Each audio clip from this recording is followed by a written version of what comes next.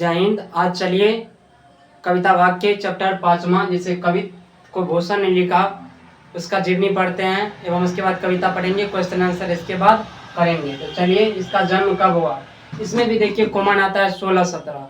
यानी मान लीजिए जिस तरह से हमने करवक में माना था, उसके बाद जिस तरह से पद सूरदास में माना था, उसके उसी प्रकार इसमें भी मान लीजिए 16 तारीख को जन्म हुआ, 17 तारीख को मृत्यु हो गया, यानी 1613 ईस्वी में। अब देखिए दूसरा हमारे कॉन्सेप्ट लीजिए कि अब दूसरा ट्रिक क्या कहता है। अब इसमें देखिए, इसमें एक कॉमन आता है 16-17, 16 के बाद 17, यहाँ पे इसके बाद आता है 2 कॉमन, 13, 14, 15, यहाँ पे 2 कॉमन आता है, तो 13 और 15 ये दोनों याद रखिएगा तो जन्म मृत्यु याद रहेगा। तो 1613 ईस्वी में क्या हुआ, भूषण का जन्म हुआ, और 1715 ईस्वी में मृत्यु हो गया, किसका, भूषण का। अब देखिए जन्म स्थान इसका कहाँ पे है, जन्म स्थान है तिकवा, कानपुर, उत्तर प्रदेश। किस गांव में, तिकवा, कानपुर, उत्तर प्रदेश में। मान लीजिए कि इसका जन्म जहाँ पे हुआ वहाँ का भूमिका कैसे है, त्रिकोण की तरह है। वहाँ की भूमि कैसे है, त्रिकोण की तरह। तो 30 से हो जाएगा त्रिकोण और 30 से हो जाएगा आपका तिकवा, कानपुर, उत्तर प्रदेश। ट्रिक के मान लीजिए ट्रिक के अनुसार याद कर लिया। अब चाहे देखिए इसके पिता का क्या नाम था, इसके पिता का नाम था रत्नाकर त्रिपाठी। इसके पिता का क्या नाम था, रत्नाकर त्रिपाठी। ये सब याद रख लीजिएगा, एग्जाम में क्वेश्चन आएगा ही आएगा।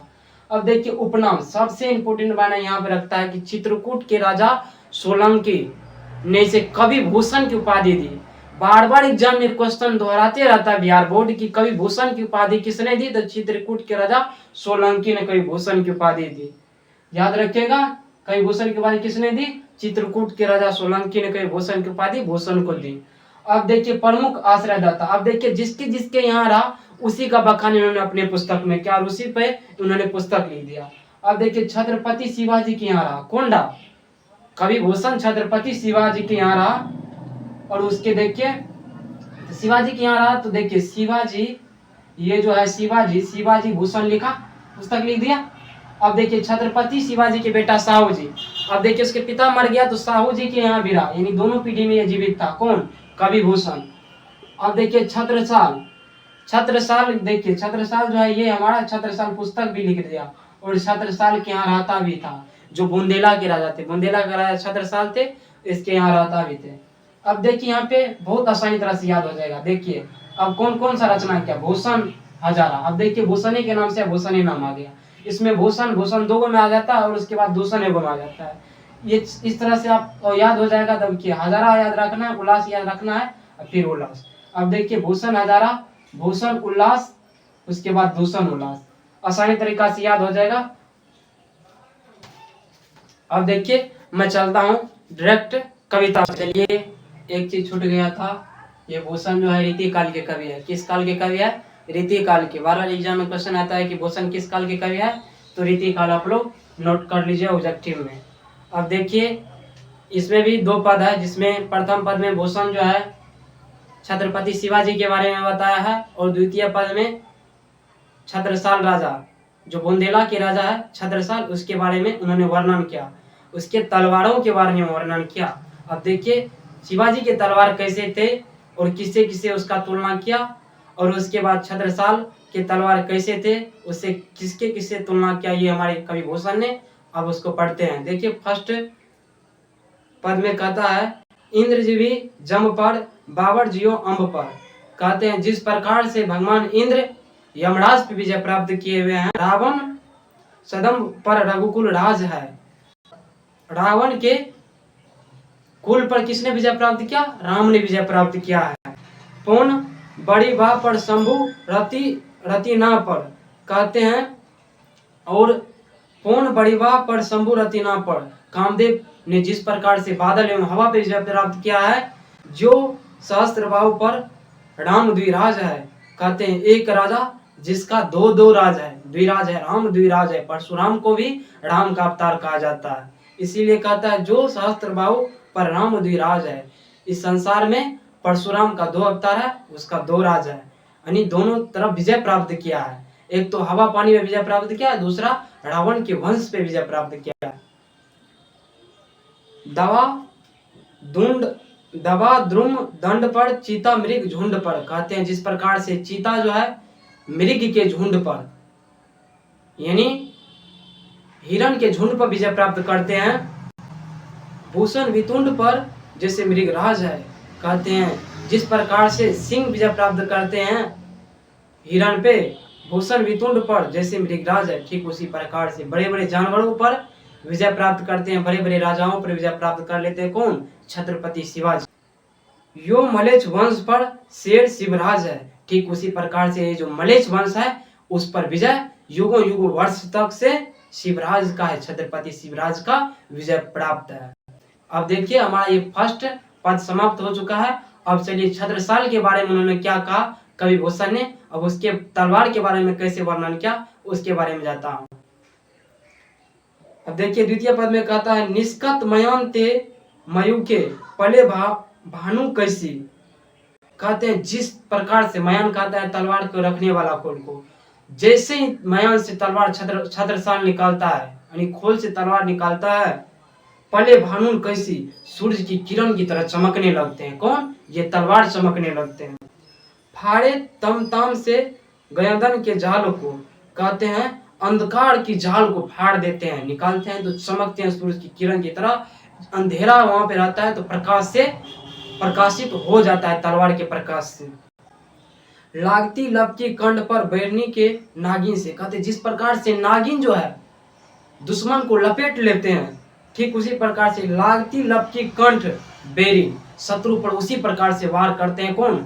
छत्रसाल की ये तलवार। लाल छत्रसाल महाबाहुबली, कहते हैं लाल क्षितिपाल, कहते हैं ये जो छत्रसाल है पृथ्वी के राजा, पृथ्वी के पालन करने वाला राजा। ये जो छत्रसाल है पृथ्वी के पालन करने वाला राजा महाबाहुबली है।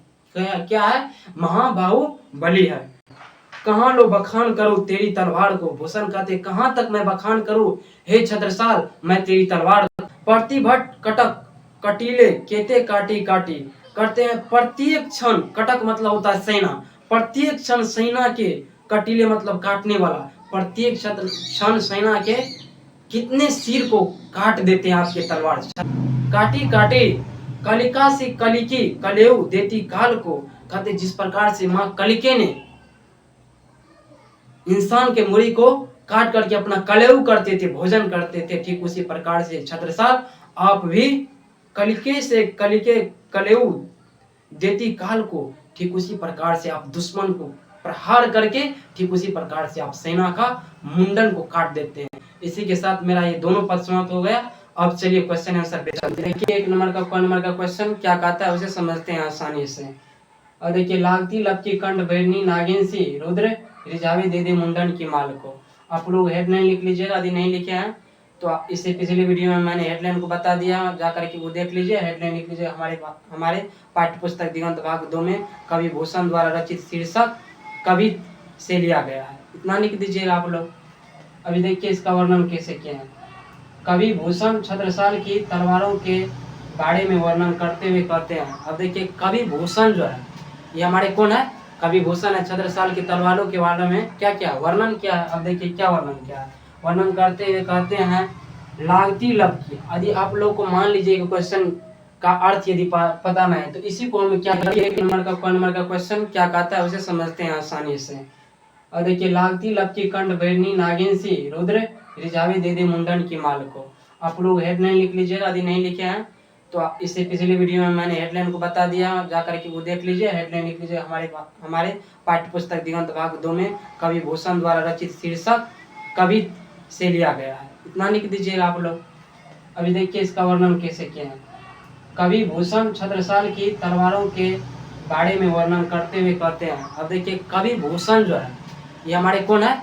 कवि भूषण है। छत्रसाल की तलवारों के बारे में क्या क्या वर्णन किया है। अब देखिए क्या वर्णन किया है। वर्णन करते हुए कहते हैं लागती लपकी। यदि आप लोग को मान लीजिए क्वेश्चन का अर्थ यदि पता नहीं है तो इसी को हम क्या कर देंगे, लिख देंगे। क्या कहते हैं?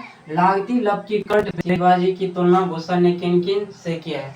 अब देखिए शिवाजी की तुलना किन किन से भूषण ने किया है उसके बारे में पढ़ते हैं। छत्रपति शिवाजी की तुलना किन किन, प्रथम पद में छत्रपति शिवाजी का वर्णन था, किससे किससे किया गया उसे आप पढ़ते हैं उत्तर में। ये हमारा 2 नंबर का क्वेश्चन पूछा जाएगा। अब देखिए भूषण ने छत्रपति शिवाजी की तुलना इंद्र से किया है, यमराज से किया है, रावण से क्या है, रघुकुल राज से क्या है, कामदेव से क्या है, शिव से क्या है। अब देखिए बताए थे वहां पे कि जिस प्रकार से इंद्र ने यमराज पर विजय प्राप्त किया, प्रथम पद में बताए थे। रावण पे रघुकुल राज ने विजय प्राप्त किया है। कामदेव जो है हवा वृक्ष पे विजय किया, हवा वृक्ष विजय प्राप्त किया है। अब देखिए शिव और कामदेव ये दोनों एक ही रूप है, अलग एक ही भगवान का अलग अलग रूप है। अब परशुराम का वर्णन जो है, उसके बाद चीता का तुलना किया है, उसके बाद हिरण के साथ तुलना किया था कि किस प्रकार से चीता जो है हिरण के झुंड पर प्रहार करके उसे विजय प्राप्त कर लेता है। अब देखिए कान्हा और कंस के बारे में, किस प्रकार से भगवान श्री कृष्ण ने कंस पर विजय प्राप्त किया, उसी से तुलना हमारे कवि भूषण ने छत्रपति शिवाजी के बारे में। अब देखिए छत्रसाल की तलवार कैसी थी। अब देखिए छत्रसाल बुंदेला के राजा छत्रसाल थे, उसकी तलवार कैसी थी उसकी व्याख्यान करने के लिए कहता है। ये सब हमारे एग्जाम में आता ही आता है, तो आप लोग अच्छा से नोट कर लीजिएगा, 2 मार्क का क्वेश्चन ये दोनों है। अब देखिए बुंदेला के राजा छत्रसाल, बुंदेला के राजा कौन, छत्रसाल की तलवार सूरज के भांति चमकते हैं। बुंदेला के राजा छत्रसाल की तलवार किसके भांति चमकते हैं, सूरज की भांति चमकते हैं। अब देखिए चमकते तथा मयान तलवार से रखने वाला खोल से निकलते हैं। अब देखिए तथा मयान किसको कहा था, तलवार रखने वाला खोल से निकलते हैं। वे अंधकार को भी चीर डालते हैं, जैसे निकलते हैं तो इतना चमकते हैं कि वहाँ का अंधेरा भी भाग जाता है। आई होप इस वीडियो को आप समझ गए होंगे। मिलेंगे नेक्स्ट वीडियो में, तब तक के लिए धन्यवाद।